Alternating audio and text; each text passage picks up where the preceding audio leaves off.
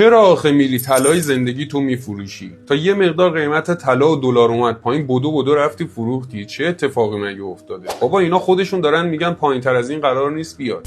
از طرفی اونس جهانی طلا تا $3000 رفت بالا، قیمت طلا تو ایران سوبله چوبله رفت بالا. بعد که الان اونس جهانی طلا شده $3400، قیمت طلا تو ایران داره میاد پایین یا داره رنج میزنه؟ مگه میشه؟ بعدم الان طلا روی مهمترین حمایت خودش 6,800,000 تومنه. اگه نمیخوای بخری نخر، صبر بکن تا روز شنبه ببین مذاکرات چی میشه. ولی این نقطه موقع فروختنش هم نیست. مفت نفروش. ببین اینو کی دارم بهت میگم، حالا کار با مذاکرات ندارم که قراره چی بشه، که خودت بهتر از من میدونی چی میشه.